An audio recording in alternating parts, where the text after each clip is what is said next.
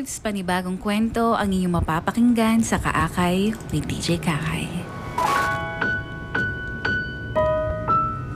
Good morning, DJ Kakay.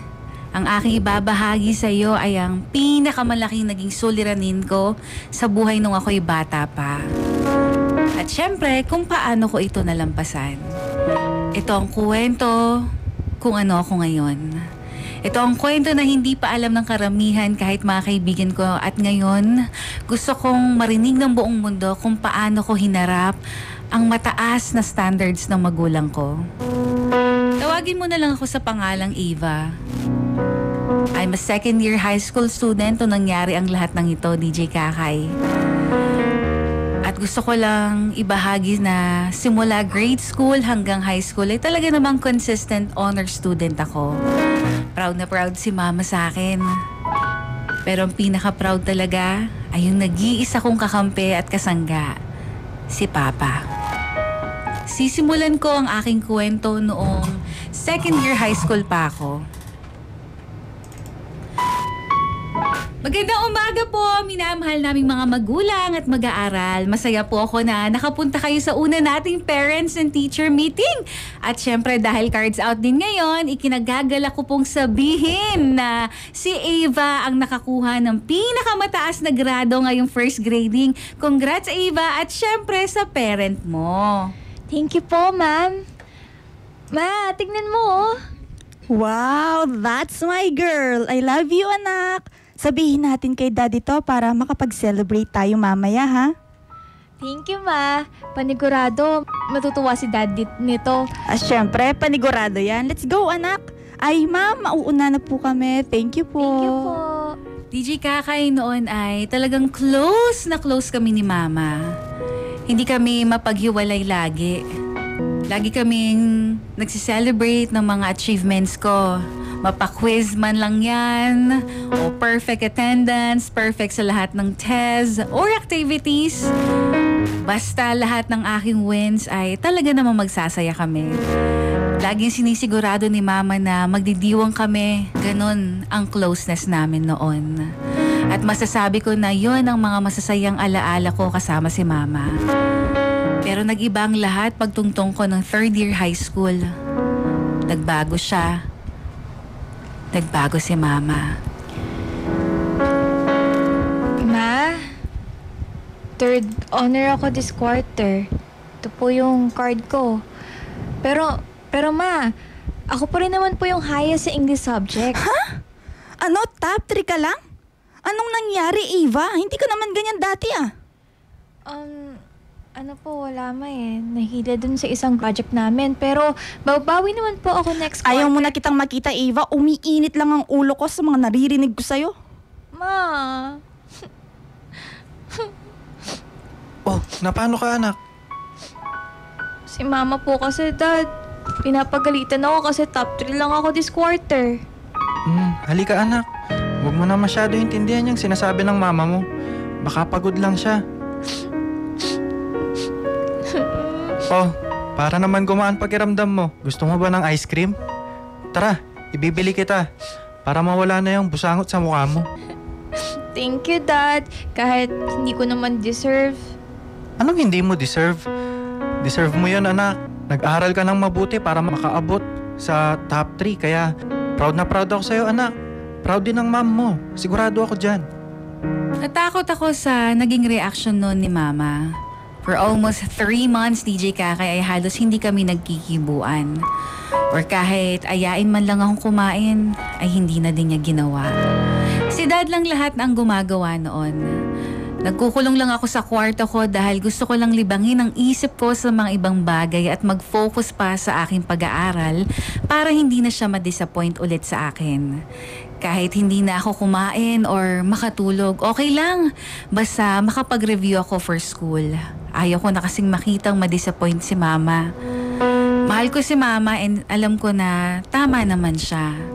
Na kailangan ayusin ko ang pag-aaral ko dahil nagtatrabaho silang maayos para sa akin. Oh, anak. Masyado mo naman atang pinapagod sarili mo sa pag-aaral. Kumain ka na muna. Okay lang po ako, dad. Tatapusin ko lang to. 15 pages na lang oh. 15 pages? Anak, ang dami pa niyan. Kumain ka na muna. Heto, may dala akong spaghetti. Kahit konti lang. Kailangan mo ng energy. Salamat, Dad. Alam ko naman na nag-aalala ka sa akin pero okay lang ako. Ako pa ba? Okay, sige. Iiwanan ko to ha. Kumain ka dyan. At dapat pagbalik ko, wala nang laman yung plato mo. Thank you, Dad. I love you. I love you too, anak. Kumain ka ha. Opo. Sige po. Hindi ko malilimutan ang tingin ni Dad sa kanyang mga mata nung gabing iyon, DJ Kakay. Yung concern niya sa akin ay walang katumbas. I am just so thankful to have him in my life. Siya talaga ang nagiging sandalan ko sa mga oras na hindi ko na kaya. Naging habit na ni Papa ang pagdadala ng food sa akin gabi-gabi at dahil ayaw kong ma-disappoint din siya sa akin, kinakain ko ang mga binibigay niya. Si Mama naman ay hindi pa rin ako kinikibo ng mga panahong iyon. Alam mo, DJ Kakay, ginagawa ko na lang inspirasyon yung galit sa akin ni Mama para matapos ko ang mga ginagawa ko. 10:00 ng gabi, bumaba ako para magtimpla ng kape nang biglang may nagsalita sa likuran ko. O, bakit gising ka pa? Ay, kabayo. Ay, ma, ikaw pala yan. Nagre-review po kasi ako. Ma, bumaba lang po ako para magtimpla ng kape. Puti naman, nagre-review ka. Opo. Ayaw ka naman po na ma-disappoint kita. Good. I wanna see you on top again, Ava, okay? Huwag mo akong ipahiya. Opo, ma. Takot na takot ako noon, DJ Kakay. Takot ako nung oras na iyon. Nag-iba na talaga ang treatment sa akin ni Mama simula nung nawala ako sa top 1. Hindi ko expect na si Mama pa ang unang tao na makakasakit sa akin ng ganito. Akala ko magiging okay siya. Naging result ko kasi ganun naman. Ganun naman talaga, diba? Nainggit na nga ako sa mga napapanood ko sa Facebook, yung mga nanay na supportive pa rin kahit hindi kataasan ng grade ng anak nila. Ako, nagkakandakuba sa kaka-review gabi-gabi para lang maabot ko ang expectation ni Mama. Dumating ang araw ng examination. Alam ko, prepared na ako. Nag-review ako ng maayos. I made sure na nabasa ko lahat ng discussions namin buong quarter. I will not disappoint Mama this time. Students, I know all you did your best this quarter, ha? I'm looking forward for our next top student. So, do your best. Good luck! Eva, you can do this. Make your parents proud. Kinakabahan ako nung mga oras na yon. Hawak ko ang test papers ko at heto na ang araw na hinintay ko. Babawi ako sa mama ko. Yun ang goal ko this quarter, ang maging top ulit. Ayaw ko mapahiya si Mama sa mga kaibigan niya. Yun ang kaisa-isang naging motivation ko, DJ Kakay. Kinda feel wrong kasi hindi ko na naisip ang sarili ko. Umikot na lang kay Mama ang buhay ko sa pag-aaral nung panahon na iyon. Natapos ko ang exam ng maaga at nagpahinga ako ng kaunti para naman sa susunod na subject. Confident naman ako sa lahat ng sagot ko. Alam ko naman na makukuha ko yon. Pagkatapos ng exam day namin, diretso na akong umuwi sa bahay para makapagpahinga ng biglang nag-ring ang aking cellphone. Ava, this is your mom. Ava, your dad. Ma? Ano po nangyari kay Dad? I don't know, Ava. Pauwi sana kami nung biglang inatake yung papa mo sa puso while driving. Buti na lang nakapag-break siya. Sinugod siya agad dito sa hospital and now they are trying to revive him. I need you, Ava. I need you. Humintong ang puso ko, DJ Kakay. Habang papunta ako ng hospital, ay talagang umiiyak ako. Wala na akong pakialam kung sino pang makita ko o makadinig sa akin. This is my dad we're talking about. Nagdadasal ako sa Diyos na pakinggan niya ako kahit ngayon lang. Hindi ko pa kaya na mawala sa akin si Dad. Hindi kakayanin ng puso ko. Pagdating ng taxi sa entrance ng hospital ay dali-dali akong tumakbo papasok ng ER kung nasaan si Mama. Ma! Ava! Anong nangyari? Hindi na siya nakasurvive, anak. Wala na si Desmond. Wala na ang papa mo. No, hindi. Nagbibiro ka lang, di ba, Ma? Hindi naman tayo iiwan ni Dad, di ba? Wala na siya, Eva. No, Ma. Mama, please. Sabi niya, ikagala niya pa ako after ng exams ko. Hindi pwede to. Anak, magpaalam ka na sa kanya. Ma, hindi pwede yun. Ang ayos niya pa lang nung isang araw. Wala na lang masabi si Mama sa pag-iyak ko, DJ Kakay. Hindi ko alam kung paano ko titingnan ng tatay ko. Tatay na naging kasangga ko sa lahat ng oras. Tatay ko na sobrang bait sa akin. Tatay ko na naging best friend ko and my first love. DJ Kaka, hindi ko alam paano ako uusad dahil sa nangyari. Hindi ko expect lahat ng ito. Sino ang lalapitan ko pag hindi ko na kaya? Sino ang yayakakapin ko pag nahihirapan na ako? Sino ang sasandalan ko kapag pagod na ako?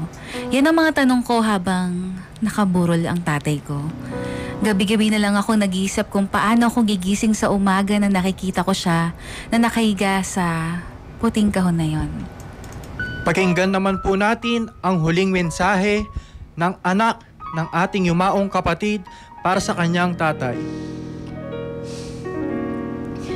Unang-una po sa lahat, nagpapasalamat ako sa inyo sa nagpunta at pakikiramay sa pagkawala ng aking tatay. Alam ko po, nakikita tayo ngayon ni Dad at panigurado na masaya siyang makita na kompleto tayo ngayon. Gusto ko pong malaman nyo na bago mawala si Dad, napakasaya pa namin. Nagbibiroan, nagkukulitan, namimiss ko na si Papa. Hindi ko alam kung paano ko makakatulog mamaya pag uwi namin. Paano ko kakain sa lamesa. Nawala na siya. Totoo po yung sinasabi nila na pag nawalan ka ng kamag-anak o magulang para kang kinuhanan o kaya binutasan sa puso. Yung tipong hindi mo na kayang mag-function mag-isa. It's really hard for me and even for my mother. Dahil po buong buhay namin, siya na yung nagpapasiya sa amin. Siya na yung sandigan namin sa tuwing malungkot kami. Siya din yung kasama ko sa mga kalokohan. Pero ang pinaka-importante, siya yung naging kasangga ko sa lahat ng laban na dumating sa akin. Dad, hindi ko na alam paano ko lalaban sa mga susunod na araw. Paano ako tatayo pag nahihirapan na ako. Pero para sa'yo, magiging matapang ako. Maraming salamat, Eva. DJ Kakay, nung araw na iyon, ako'y nakaramdam ng konting comfort sa puso ko dahil kahit sa ilang oras lang, naranasan ko magkaroon ng companion. At yon ay si Zian. Zian's my best friend since elementary. At noong nag-second year high school ako, doon sila lumipat ng bahay at school kaya sobrang dalang ko na lang siyang makasama. 3 months have passed, finally 4th year student na ako. Malapit na ako makagraduate at mag-college. Kung tatanungin mo ako, DJ Kakay, kung okay lang kami ni Mama, ganun pa rin naman ang aking sagot. Casual lang ang pag-uusap namin, not until dumating yung time na nagalit siya sa akin. Ano ba yan, Eva? Nag-iisip ka ba? Alam mong nagluluto ka tapos iiwan mo? Nawala na nga ang dad mo. Pati ba naman ang bahay natin gusto mo ding mawala? Ma, I'm sorry, Ma. Hindi ko po sinasadya. I'm sorry po. Hindi ko talaga. Tsaka, napatay ko naman po kaagad yung apoy. Sorry. Anong magagawa ng sorry mo, Eva? Muntikan mo nang masunog ang bahay. Palibhasa, masyado kang na-baby ni Desmond kaya nagkakaganyan ka. Ma, huwag mong itadamay si Dad dito, Ma. Please lang. I know kasalanan ko naman po. Kaya, I'm sorry. Oh, kasalanan mo talaga. Kasalanan mo lahat. Pasalamat ka, Eva. Nagtitimpi pa ako sa'yo, ah. Hindi na po mauulit, Ma. I'm sorry. Sorry, Ma. Dapat lang. Tumigil ka nga sa kakaiyak mo dyan. Punong-puno na ako sa'yo. Wala ka nang ginawa kung hindi umiyak. Wala ka nang ginawang tama. Oh, aalis ulit ako ha. Gusto ko, Eva, pagbalik ko, maayos na lahat dyan. Pagkaalis ni Mama ng bahay nung araw na yon, wala akong ginawa kundi umiyak dahil sobrang sakit. Kami na lang dalawa sa bahay pero kinakaya niya pa rin saktan ako emotionally. Mas lalong naging cold si Mama sa akin na para bang hindi na talaga ako nag-i-exist sa mundo niya. Halos mag-iisang taon ko nang tinitiis ang treatment niya sa akin. Na para bang nasanay na ako. Ayoko na lang dibdibin ang lahat ng nangyari sa loob ng bahay. Ginagawa ko na lang ang part ko bilang anak pero may mga time pa rin na nagdadasal ako na sana nandito si Dad. At least may kasama ako at hindi ako nakakaramdam na mag-isa ako sa laban na ito. Si Zia naman ay sobrang busy niya sa school dahil president siya ng organization nila. Pinagbutihan ko pa rin ang pag-aaral ko kahit na ganun na ang trato sa akin ni Mama. Tinuruan ko ang sarili ko na maging mas matatag dahil ang alam ko ay ginagabayan pa rin ako ni Dad every step of the way. DJ Kakay, naging top 1 pala ako sa klase noong ako'y 4th year high school. Medyo napangiti nang dumating si Mama sa mismong graduation ko. Congratulations, Eva! Thank you, Ma. Hindi ko na-expect na darating ka. Siyempre, bakit ba naman palalagpasin ko to, di ba anak? Lalo na, valedictorian ka. You made me proud and for sure, anak, proud din ng dad mo. Thank you, Ma. Oh, let's go out? Treat na lang kita sa labas. Oh, pwede nating ayain din si Zian. Busy siya eh. Bukas yung graduation niya, baka hindi rin siya makapunta. Oh, I see. Sige, sige. Congratulations again, anak. Relief. That was the thing I felt nung oras na yon, DJ Kakay. I was so relieved nung nakita ko si Mama sa graduation ko and I'm so happy na nakita ko siyang nakangiti and naramdaman ko yung sincerity niya sa akin. And she even traded me. Akala ko yun ang end ng tampuhan namin ni Mama pero hindi pero hindi. Pakitang tao lang pala yun, DJ Kakay. After ng event and after namin kumain, umuwi kami kaagad. At pagdating namin sa bahay, hindi na naman niya ako kinakausap. Napatanong tuloy ako. Napatanong na naman ako sa sarili ko kung tama ba ang ginagawa ko o may nasabi ba akong mali. I didn't bother to ask na dahil baka pag-initan na naman ako ni Mama kaya sinarili ko na lang ulit ang lahat.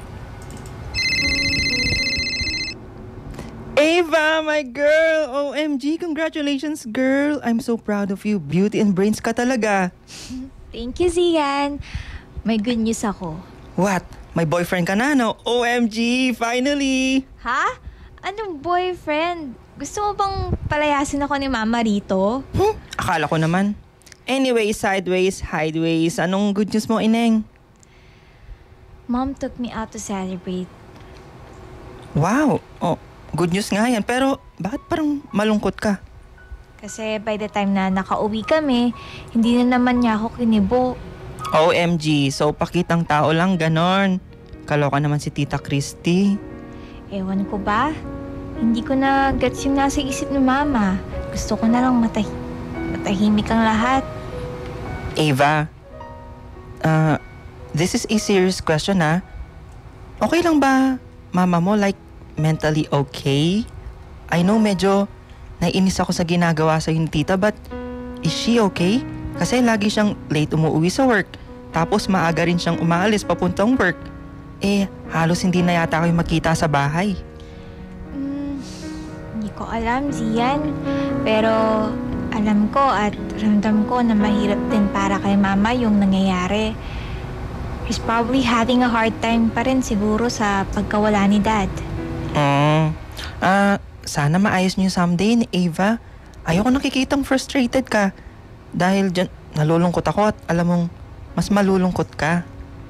Zian, how I wish lang talaga na magkaayos kami ni Mama. I got you, Ava, always. Mas magaan talaga ang buhay kapag may kasama ka, DJ Kakay. Totoo yan. Gumagaan ang puso ko dahil nandyan si Zian. And I'm so lucky to have him in my life. Hindi na need ng maraming kaibigan. Isa lang sapat na. DJ Kakay, nasa time na ako ng pag-a-apply ko for college and lahat ng applyan ko, nakapasok ako. And hindi naman sa pero applicant din ako for scholarship. Si mama naman, ganun pa rin. Kakausapin niya lang ako sa tuwing aalis siya o kakain na, pero after nun, wala na ulit kibuan. Napapa-question ako sa sarili ko kung ano nga ba ang pwede kong gawin para kausapin na ako ni mama.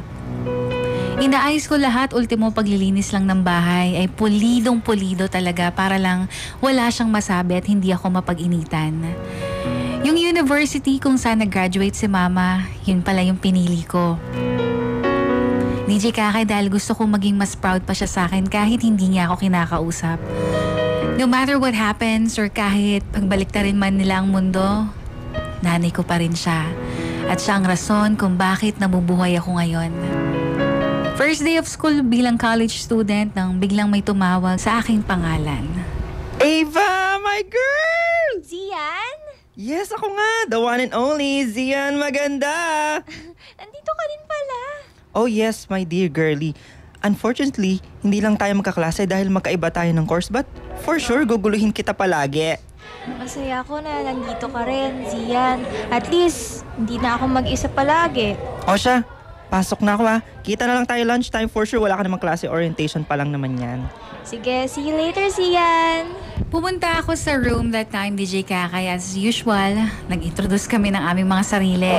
Yun lang naman ang aming mga ginawa. Nagkita kami ni Zian after ng class namin and laking gulat ko nang makita ko si mama paglabas ko ng gate ng school. She came to pick me up. Sobrang nagulat din si Zian that time. Anak, nandito ako para sunduin ka. Salamat po, Ma. Hey, tita. Oh, hello Zian. Dito ka rin pala. Good choice. Thanks po. How are you, tita? Medyo na-miss kita. Ito naman. Ako, na-busy lang ng konti sa trabaho. Anyway, gusto mo bang sumama? Ilalabas ko sana si Ava, pero since nandyan ka, sumama ka na ha? O to the M to the G. Are you sure po, tita? Nasama mo talaga ako? Ay, nako, Zian. Tara. Let's go na. Pasok na kayo sa kotse. Ma? Saan po ba tayo pupunta? It's your dad's death anniversary tomorrow, Ava, kaya lalabas tayo. Alam ko po, Ma. Pero bukas pa lang naman po yun, di ba? Pero saan ba gustong pumunta? Isa lang naman naiisip ko, Ma. Yung favorite resto ni Dad. Kain po tayo doon. Actually, yan din ang nasa isip ko, pero babalik lang mga alaala natin sa kanya pag pumunta tayo dun. Well, lahat naman po ng memories natin with Dad doon. Maganda naman po, di ba? Ang tagal ko na rin po hindi nakakakain dun sa resto na yun, Ma. Let's just find another place, Ava. Pero, Ma, favorite to ni Dad. Gusto ko din dun pumunta. Pwede ba, Ava? Maraming ibang resto dyan. Paulit-ulit na lang tayo. Hey, sorry po, pero I think kung saan niyo na lang po gusto, Tita Christy. Never mind. I'm just gonna drop you home, Zian. Alright po, Tita. Sorry po. Oh, no. Ako nga dapat ang mag-sorry dahil nasayang ko ang oras mo. Naku, etong si Tita naman. Okay lang po yun. DJ Kakay, hindi ko in-expect ang reaksyon ni mama that time. Hindi ba medyo sketchy? Yun ang iniisip ko noon dahil nga parang sobra naman ang galit niya nang banggitin ko yung favorite restaurant ni Dad. And syempre, dagdag pa na nandun si Zian nung oras na yon. Kaya hiyang-hiya ako kasi kahit best friend ko siya, never niya pang narinig na nag-away kami ni mama o pinagtaasan niya ako ng boses. Ano bang ginawa ko? Yan ang nag-iisang tanong sa isip ko. Nung nakauwi kami ni mama, nilakasan ko ang loob ko na kausapin siya. Ma? Ma naman eh. Ma, please naman kausapin mo ko. Ano na naman ba, Ava? Ma, ano bang nagawa ko? You did nothing but to shame me. Sinabi ko lang naman na favorite restaurant niya ni Dad ah. Anong masama sa sinabi ko, Ma? Ganyan ka na ba nagkagalit sa akin? Ha, Ma? Don't you dare talk to me about John, Ava, ha?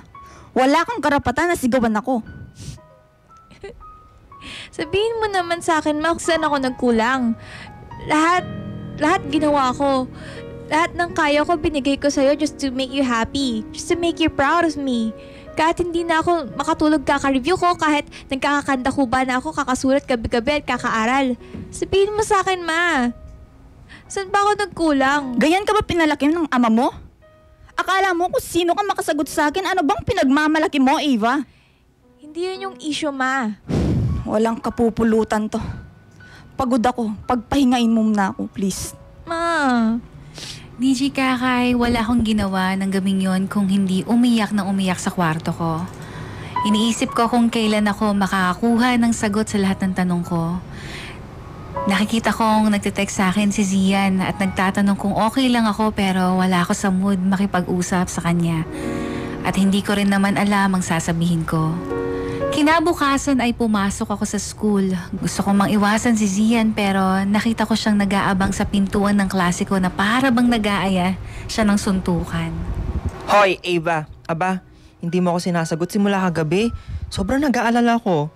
Girl, ano bang nangyari? Uy, Zian, sorry na. Hindi ko rin kasi alam sasabihin ko eh. Nag-away kasi kami ni Mama. Ah, yun pala. So nag-away pala kayo pag uwi nyo. Sige na, Zian. Kailangan ko nang pumasok. Alright. Chika mo sa akin yan ha. Tandaan mo, Friday ngayon, Ava. I'm gonna take you out mamaya. Oo na. Thanks, Zian. Ingat ka sa klase mo ha. After that conversation with Zian DJ Kakay, the following events that changed my life. Dito na nagsimula ang lahat at dito ko na nalaman ng totoo. Kaya sobrang memorable na sa akin ang first year death anniversary ni Dad.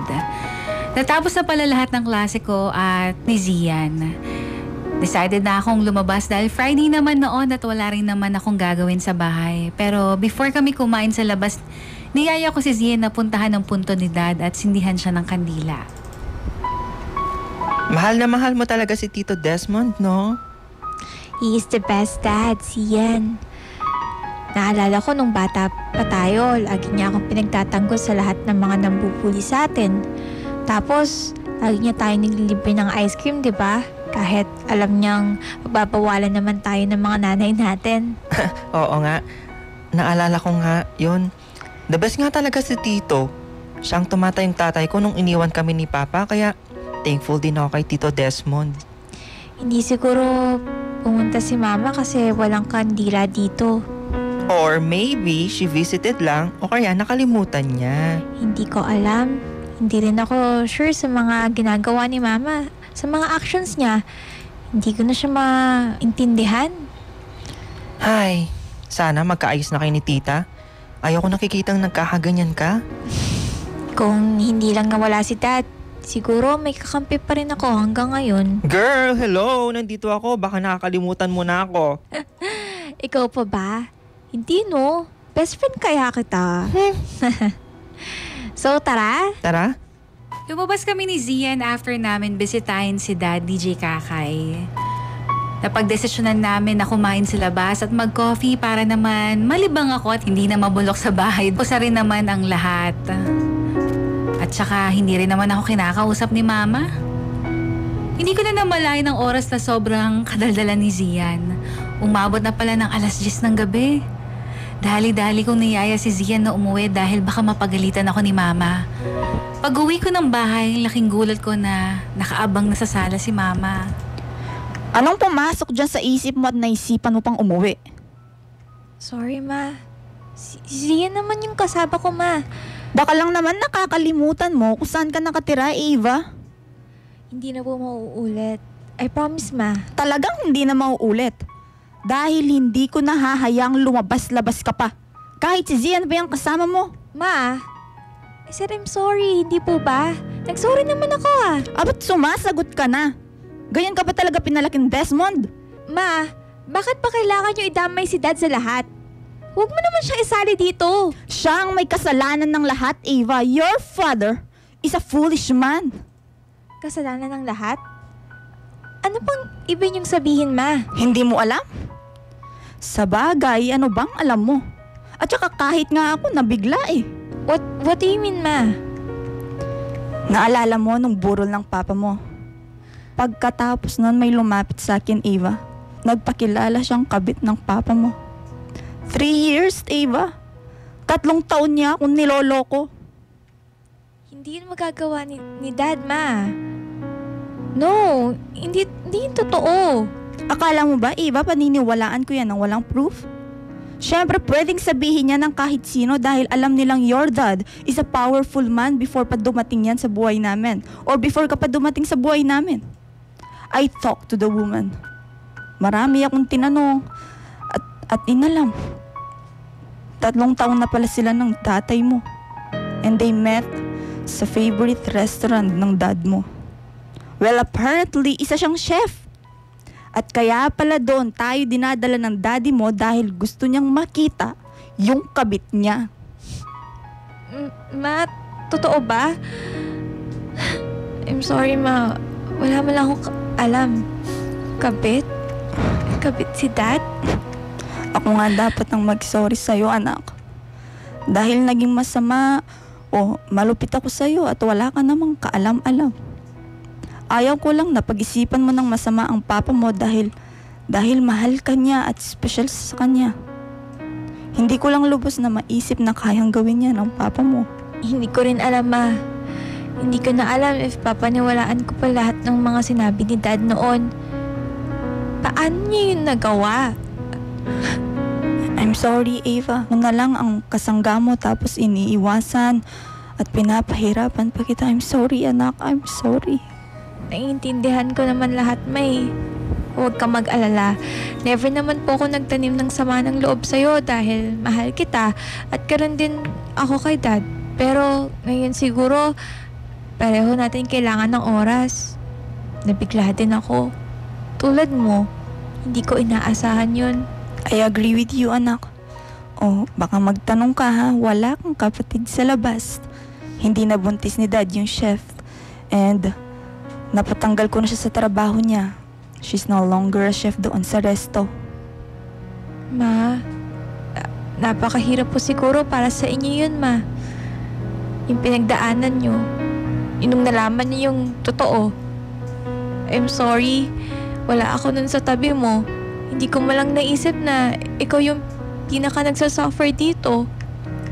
Anak, marami akong pagkukulang sa'yo kaya sana hiyaan mo kong bumawi ha. Alam ko na lagi kang umiiyak sa kwarto mo simula nung nawala yung papa mo. At ayokong gawin sa'yo ang happy memories mo with your dad. Hindi yun mapapalitan ng kahit sino man, Ma. Alam ko na totoong minahal at totoong concern sa akin si Dad. Pero hindi rin naman po ako perfecto, Ma. Nagkakamali rin ako. Pero siguro matatagalan bago ko matanggap ang lahat ng nangyari. Pinalaki ka nga naming mabuti. Marami ka ring katanungan katulad ko, alam ko. Sasagutin ko yan lahat at pinapangako ko, anak, na magiging kakampi mo kung ngayong wala na si Desmond. I will make sure na nandyan ako sa lahat ng ups and downs mo. Ma, masaya ako, Ma. Masaya na nagkaayos na tayo at nasagot na lahat yung katanungan ko. Thank you, Ma. Thank you, anak. Siguro it will take some time, Ava, pero don't worry. I'm here with you every step of the way. We will get through this, anak. And that was it, DJ Kakay. That was the hardest part of my young adult. Ngayon, isa na akong lawyer. Isang maliit na firm sa Manila. Nais ko lang ibahagi sa mundo kung paano ang naging kwento ng buhay ko. I'm sure halos tayo ay mayroong masakit na past pero hindi tayo dapat sumusuko. Hindi dapat doon umiikot ang ating mundo. Si Mama naman ay kasama ko pa rin sa bahay. Gusto ko na siyang patigilan sa work pero sadyang masipag talaga si Mama. Walang makakaawat sa kanya. Si Zia naman ay isang successful businessman or woman. Hindi lang halata sa personality niya pero sobrang sinikapan niya talaga magtrabaho para sa pangarap niya at sana ganun rin tayo. Huwag tayong titigil hanggat hindi natin nakakamit lahat ng pangarap natin at huwag tayong titigil hanggat may isang naniniwala sa kakayahan natin. Pinagpatuloy ko ang buhay ko sa kabila ng lahat ng nalaman ko at naranasan ko noon. DJ Kakay, natutunan ko na walang taong perpekto. Lahat tayo ay may pagkakamali at pagkukulang, pero hindi ibig sabihin ay susuko ka na. Ibig sabihin lang nun ay lalo kang lumalakas at pinagtitibay ng panahon. Hanggang dito na muna, DJ Kakay. Maraming salamat sa pagbasa mo sa kwento ng aking buhay. Again, this is Ava, and this is my story.